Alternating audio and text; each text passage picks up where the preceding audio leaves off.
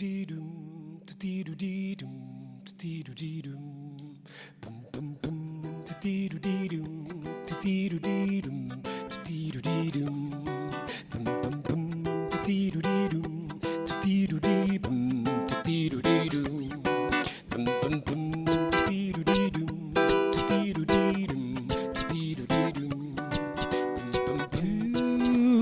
thinking about the blue plate special. Eggs Benedict, hollandaise sauce, English muffin, ham, home fries. What do you think about that? Yes, that sounds good for me.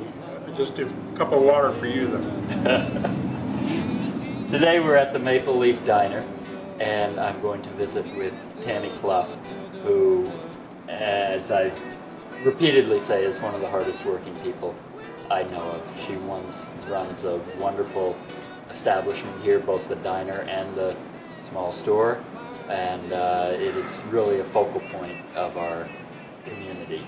Many people come here in the morning to get their first cup of coffee and newspaper or whatever, and it's a real gathering place for the town, and we're lucky to have them here. Tammy, we are in your new Maple Leaf Diner here in Londonderry, and it's a pleasure to be with you here. You started running the diner just within the last 6 months or so. Yes, we did. Tell me a little bit about how that's going. It's going quite well. A lot of hard work. I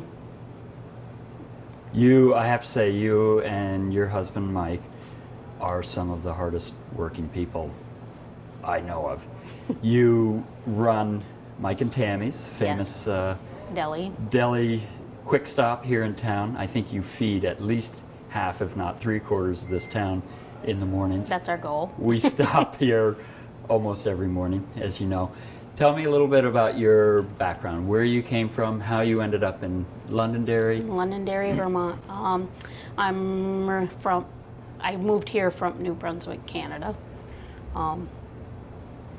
My brothers were working here in the big construction boom of the 80s, and they gave me a chance to live with them, and I stayed. That was an interesting time. There were a lot of folks from Canada. There was a lot of Frenchmen at that time in Londonderry. Yeah. Encouraged a lot of people to come down to this area. And yes. There was a lot going on at Stratton and Bromley. Yeah. So you were part of that wave. That wave of down. French people, yes. Yeah, yeah. And you, one of your first jobs was working at Idle Knot Restaurant. Yes, it was. And Waitressing. What year was that? I want to say probably 1983, 82, 83. Uh-huh. And you were, not to date you, but you were about 17 or so at that time. I was 17. Yeah.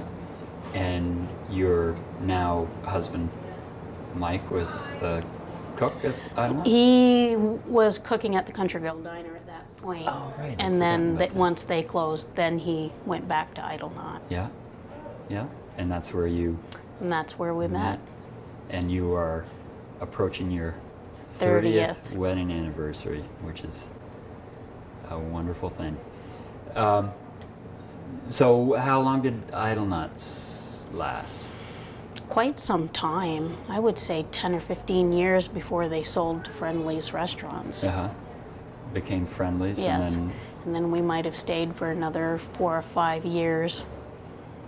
And then we moved to Weston. And tell me about Weston. What was the Weston Marketplace? The Weston Marketplace. Ray Heberts ran the Weston Marketplace. He was an old Grand Union man. Loved it there, loved Weston, loved the area, loved the people.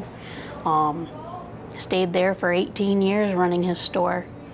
And then he sold it, and this opportunity came up. And you had some thoughts about possibly buying that business, right? We did, but at that point in time, it just wasn't financially viable for us. Yeah. But then we came to Londonderry. And what year was it that you came here? 2007, I'm going to say. Mm-hmm. And at that time, it was owned by the Stoddards. Linda and Terry. Yep.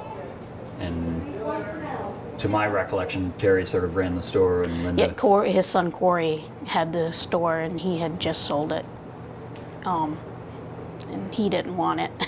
he wasn't what he anticipated Right. being for business. Right. So we stepped in, Yeah. added a kitchen, ice cream, and just started from there. And I think you must have quadrupled sales in that Yeah. little old building. Yeah, It's we did. Part of, for me, I mean, I literally almost come down here every day, and it's not really that I've got to get coffee and donuts. It's about, just a quick hello with, That's our goal. yeah, Our- with you and with people who happen to be in the store. When I made home here, that was because I needed a home. My father was pretty much a gypsy. We moved all the time, and I just needed someplace to plant my feet. I loved your comment. You said something about when I find a home, I'll stay I'll there. stay there, and I did. This Yeah. is my home. I love my community. I love my customers. Not even really my customers. They're more like family. Yeah. Yeah. And Mike works with you. Mike wouldn't be here today with us. He was feeling shy. He was feeling shy. But yeah. he's, We worked together for the whole 30 years we've been married and before. yeah, And our son Trevor works here also. that's a remarkable testament That's to a- you as a, As a family, it yeah, is. Yeah. You either can or you can't work together, and we seem to work together, although Trevor would more than be happy to be an archivist somewheres. Uh-huh. Well, Because- that may come for him at some point. I but, hope so, for his sake. Yeah. But great that you have his help. Oh, and- we love him here. I'd miss him if he left, but yeah. What are the variety of things that you do with the store? What sort of with products? the store, I have all my home-baked goods. Mike's home cooking. There's no boxes, or it's from scratch. We cut our own meat, do our own fresh ground burger. We do a little bit of everything. I do some catering. We have the ice cream in the summer. We have the 27 flavors. We try to sell as many local products as we can. The funny thing to me is that at this point in time, there's sort of this big local movement, and you guys are the epitome of I've been local for a long time. I've So- believed in supporting local. I try not to go out of town for too much. Right. You even carry our cheese. I carry your cheese. And what's do you see sort of patterns with people coming into the store? You obviously get a big surge of people, like from 6 to 6 to 8, 7:30. I get all the working guys, and that's, we like to make the working guys feel comfortable coming in their work clothes, in their work boots, because it's a good, honest living, and we love to see them. That's who we really support, is the local. Yeah. But the wonderful thing too is, you come in here and you see Tony Whalen or Bill Cooley. Oh, sure, Or, because once you get the local people in, everybody kind of seems to follow, because everybody wants to go where the locals go. yeah. And there's a lot of business transacted here. Little, There is. little deals I've sold. I'm secretary for a lot of people. Oh, would you tell so and so? I've got firewood or whatever. Yeah. It's Yep. great. You almost I run into Annie Campbell or so many of my friends here that it's a great meeting place, and it's gossip central to some It is. degree. It is to You're a certain degree. You but keep stir the pot a little bit. Keep everybody Got to up to keep speed. everybody up to speed. Yeah, yeah. Um, What are some of the trials and tribulations of running a small business like that? a small business like that is being able to keep the store going, keep the employees employed, and the usual that everybody goes through. If the economy's bad, they're not going to be able to afford to come get an ice cream cone every day. Right. We try to do our business on the volume, not necessarily the price, because we serve the local people.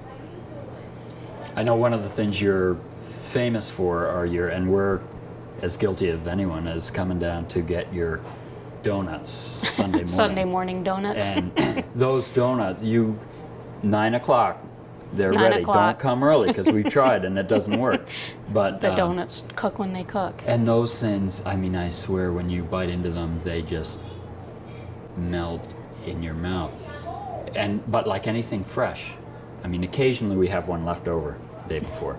You gotta eat it the day the that they day come out that of you the make it, because yes. there's nothing like it. They're still good the next day, but they're prime. But you have to get up at like 4 o'clock. 4 to start o'clock in the those. morning to have them ready by 9.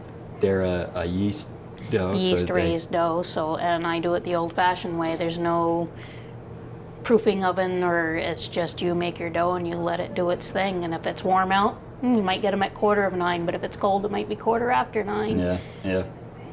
They And do I'm the- sure we're not the only ones that. Oh no, there's usually a line at the door, or the phone's ringing off the hook. How many donuts do you make on a typical Sunday? Every Sunday, I usually do about 8 dozen. Wow. And what was that recipe? Was that an old family recipe? Or? It was a recipe that Louise Foster used, Yeah, which is my husband's aunt, yeah. and it took a lot of prying to get that recipe. I love her chocolate chip cookies. Yeah, she. And she's never shared that No, recipe with me. the Fosters do not share their recipes very well. Yeah, yeah. Well, that's the beauty of a small town. I mean, you know everybody, and you're related to some of the people, a lot of the people, between you and Mike. Yep, we And, are. He is a lot. Now let's see. Like I said, within the last 6 months or so, you took on the restaurant in addition To the deli, the store, deli store. which, to me, I don't know how you do it. But you seem to be booming every time I come by here. I love what I do. You've I got love the people that I serve. I like to work. Yeah. I like to see people happy. And the restaurant's open at 6 in the morning. 6 to 2:30, Monday Yeah. through Sunday, or Breakfast 7 days a and- week. Breakfast and lunch, breakfast all day. Breakfast all day. And this is the menu here. And let's see, I mean, I know this pretty well. I've been in here a few times, but you've got everything from sides of home fries and corned beef hash, and you've got pancakes, and There's usually a seasonal, like today is rhubarb crisp and strawberry rhubarb pie, all homemade. I make everything from scratch. one thing we got to work on is getting my cheese in the restaurant. We sell it should in the- work. We should work on that. You sell it in the We should store, work and you on do a that. great job there, but it's always a pride. Linda, who used to own this, carried our cheese, and it was always a We'll have to come up with an omelet, a Taylor Farm yeah, omelet. Taylor Farm omelet. Yep. So tell me a little bit more about your family history and marrying Mike, and when Trevor was born. And My family history. My father always felt the grass was greener on the other side, and we moved almost yearly. Because I always felt like a gypsy. I was always the new kid, always the person nobody knew. And when I left home at 17, $500 in my pocket, I left the country and I came here, and it just fit. that's great. And I met Mike within a year or two of moving here, and that fit.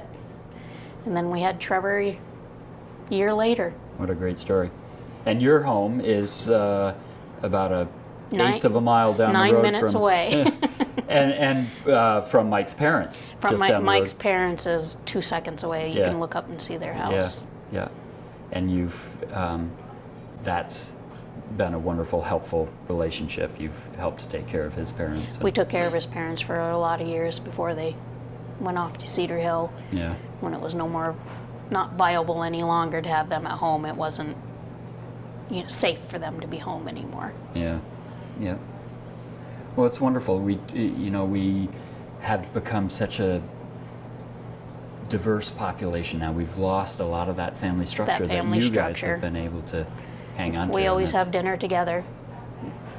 Doesn't matter what time of night it is. When we get home, whoever gets home first cooks dinner, and we all eat together. We still do that to this day. So I try to be the last one home. I usually am the last one home. Either Mike or Trevor usually cooks at Yeah. home. And they're both great cooks. And they're so- both great cooks, so it definitely is a good thing. nice. But we still have dinner together. Nadia, I was just thinking about your long tenure up at Weston Marketplace, and you had so many friends. Ah. When you came down here, did some of those people A lot, follow you down? a lot of them followed me here. Yeah. which was nice because they're true friends. They weren't just, like I say, they're not just customers. Yeah. Trevor calls me the old woman who lived in a shoe because I had so many children, I don't know what to do. Yeah. And you only had one of your own. But I only had one. That's all that the one gift I was given. Yeah. Yeah. But You got all lots children, of, all yeah. children are important. Yeah. Yeah. Now, what do you see for the future here? Would you? Is there a potential for you to actually buy the? We are hoping that is You own the what business, happens. but we the own real the estate is- businesses, but the real estate is not ours as of yet. Yeah. We're trying to make that viable. And it just seems like you guys take on so much. I don't know how you do it all. I don't know. Describe a typical day for you? Typical day, I usually am up by 3 or 4 in the morning, and I get to work and I open up the store. There's usually trucks waiting out in the dooryard for me. I start the coffee, start the muffins, turn the grills on, get everybody ready and set up to go for when they get here, the waitresses and the cooks, and get the guys set up with their coffees when they're getting ready to go. And by the time they leave, the muffins are out of the oven and they can grab their muffin or their breakfast sandwich and head out the door for the day and hopefully come back for lunch. And do you ever get a morning to sleep in and say? Not yet. Do you ever you lay there in bed and say, "Oh, I don't want to get up today"? I wouldn't stay in bed. Yeah. I'm just not that. I can't stay in bed. Yeah. I bet by 4:30 I'd still be up. Doing something. Yeah, on the rare occasion that Mike and I get away for the weekend, I'll be in the hotel room with the coffee pot trying to be quiet and brewing and he's like, can't you give it up for one day? Yeah. And you call back here to see how things are going? I put my phone on mute and Trevor texts me and So how many, other than Trevor, how many people do you have working boy, here? there's 3, probably there's 7, 8 people. Wow, I don't at think any I given even time. realized that. Yeah. Not necessarily full time, but Yeah. there's summer help, and I've got actually a bunch of great people working for me right now. So that must have just about doubled when you took on the restaurant. Right, it did. Yeah. It did.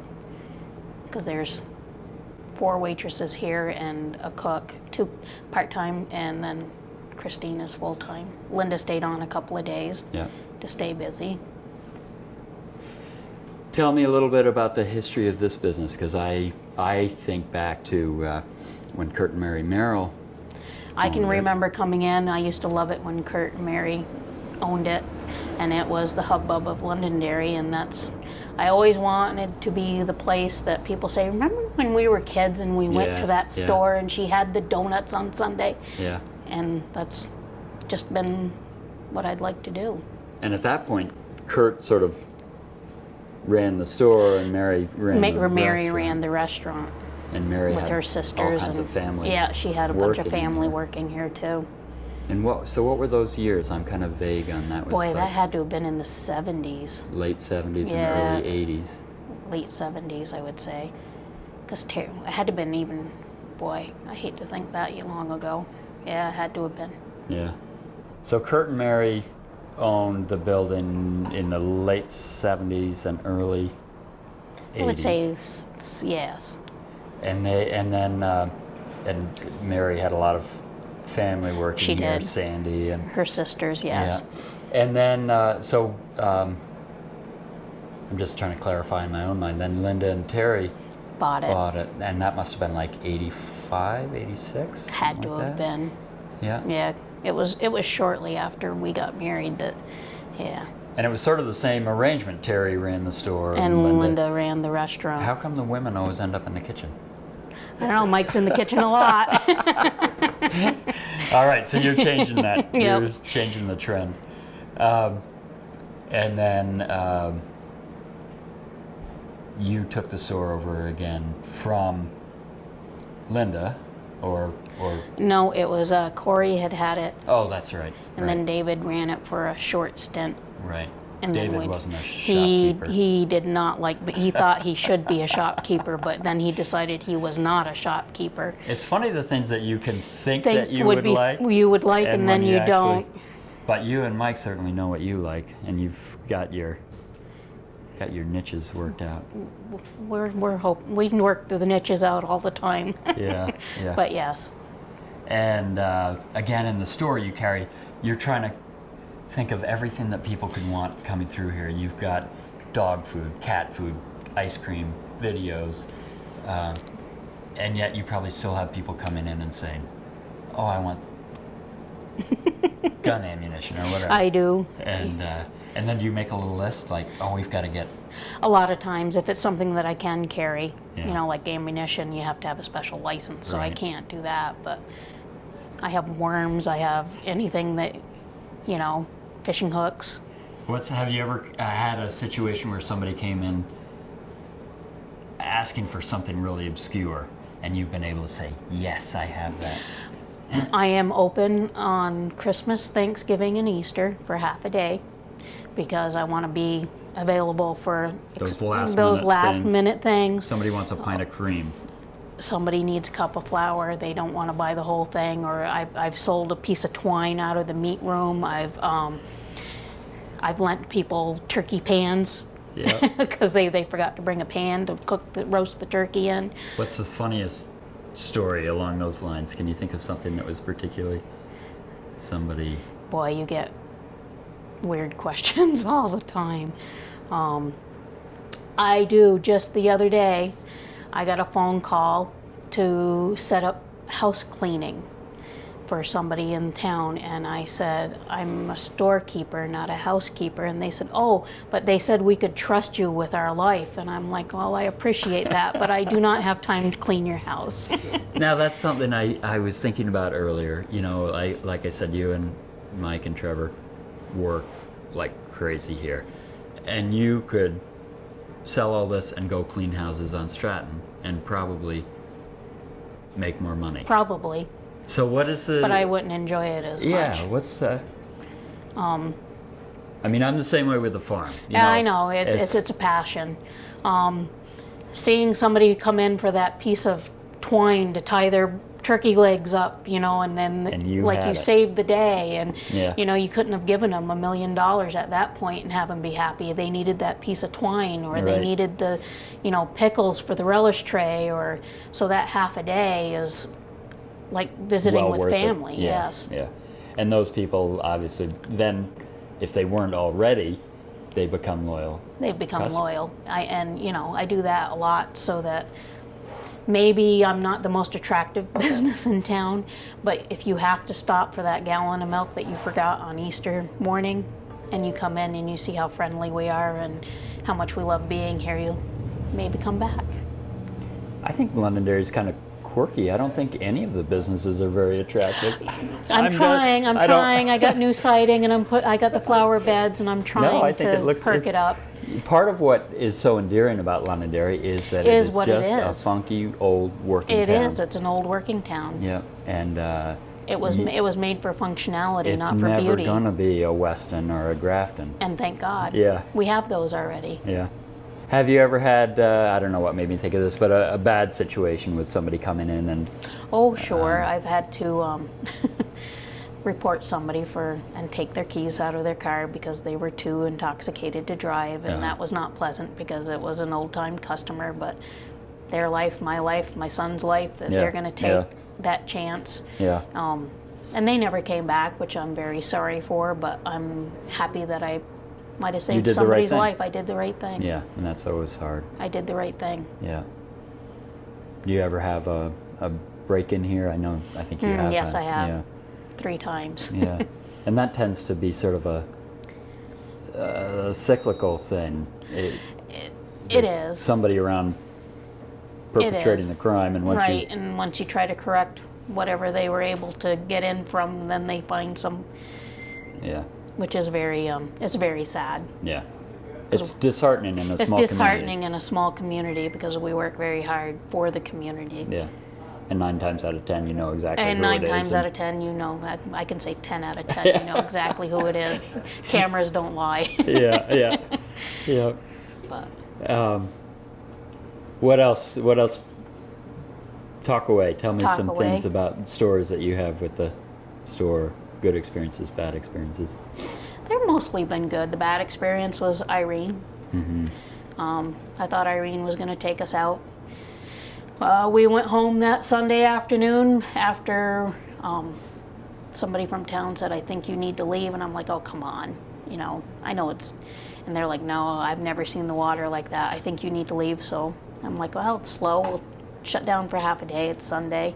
And the next morning was like everybody else, was a nightmare. But we pulled in here at 4 o'clock in the morning, and I cried for about 5 minutes, and then most of the town pulled right in. I think I had at least 30 people here with power washers and bleach and tools, and we were up and running. We worked 24 hours a day for 3 days, and on the 4th day we reopened. Yeah, that was And absolutely... without the community, we'd still be cleaning. Yeah, absolutely remarkable. And It there were was some businesses that were closed Closed for a year. Yeah. But the community rallied around me, and the second they saw my car here, everybody just pulled right in and said, what can we do? And we just did it. Yeah, that's where living in a small community is very special. It is special. Yeah, that Irene was remarkable. I was up at the farm all day, and I was expecting this big storm, and it never really materialized. It was steady rain. I honestly was flabbergasted Yeah. when we drove into Londonderry the next day. I came down here about 4 o'clock in the evening, and I mean, I was dumbfounded. you always look at the news and you go, oh, those poor people. yes, But after you've lived through it, you go, oh, those poor people. yeah, Because it does. It's devastating. it is devastating, yeah, for sure. And remarkable that this old building This withstood the... goes to show. Yeah, they knew how to build them. They knew how to build them. Yeah. Yep. So what are some of your neighboring businesses? You got the Mill Tavern? I got the Mill Tavern up the street. There's the Garden Restaurant. There's, my husband's cousin there, Wayne Blanchard. He owns the auto body down there. Not the auto body, but Auto shop. yes, the auto shop. There's the butcher shop across the street. It's So- really pretty, it seems to me, fairly harmonious little community. There's not a lot of conflicting businesses. Not really. Not We're really.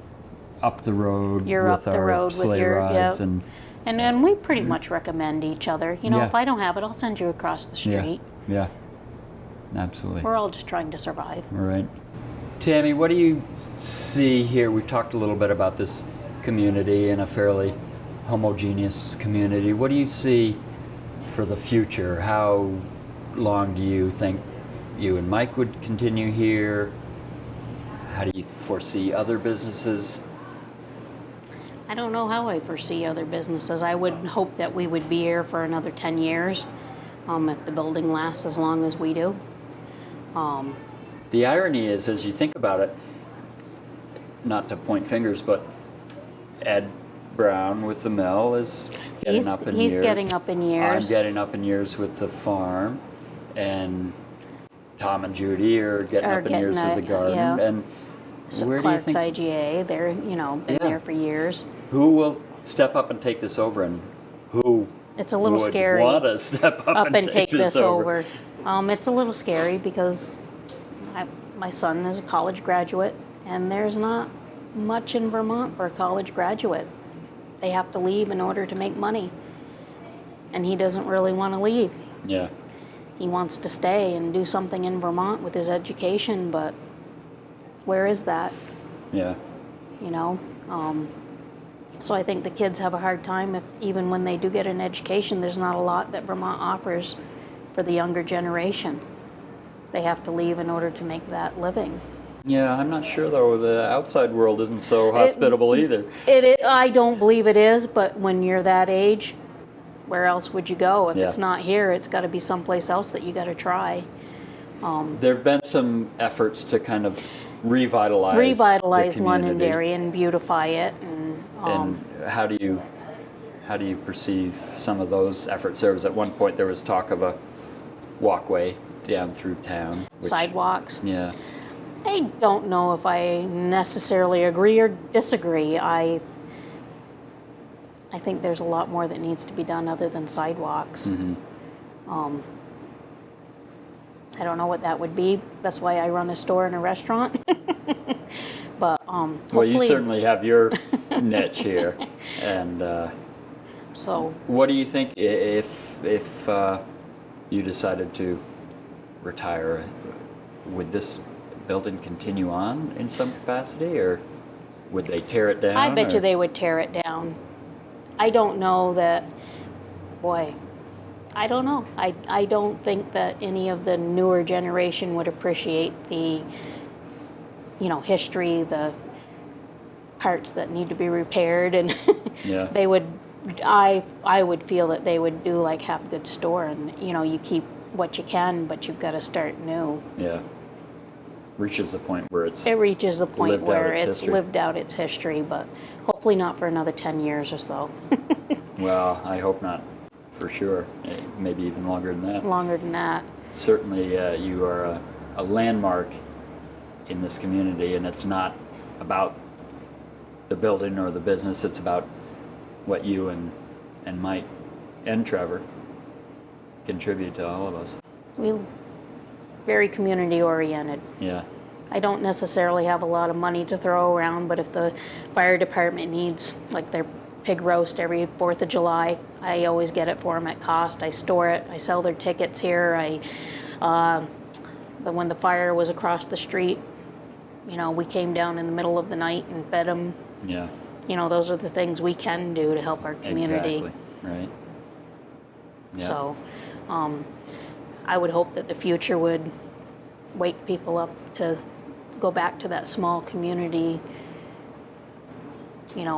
morals and ethics. And Is there anything, looking back on your life, is there anything that you, given unlimited opportunities, is there something you would have liked to have done or might still like to Mike do? would love to, I would love to see Mike get his hot rod going. He's Yeah. been working on it for about 10 years now. And honestly, when he started, I thought, oh boy, great. And now it actually looks like a hot rod. So that would be a great dream of his to have come true. And what is that, just out of interest? Oh boy, it is definitely a mutt. Conglomeration. Yes, it is a conglomeration of What did it parts. start out as? It started out as his father's doodlebug because he started it, I think, in memory of his father. Even though his father is still alive, he wanted parts of the farm Yeah. to be part of him, and he's always been a car guy. And he started with the old doodlebug. They had taken whatever, 32, whatever, and they had made it into an old farm tractor because they couldn't afford a I tractor. remember that, sitting out and And that's what he started with. And there you have it. Now it looks like this hot rod that was meant to be. yeah. So, he really knows his stuff when it comes to cars, and that's always been a dream of his. So I hope he can realize it. And what about your dream? My dream, I'm sitting in it. Yeah. I always wanted to prove that I'm not just a stupid woman that was uneducated, that I could fend for myself and run a business and smart enough to do so. Yeah. Well, you certainly proved that. Well, I hope so. I'm still trying. Any thoughts of places you'd like to travel if you could? Or? I would travel the United States.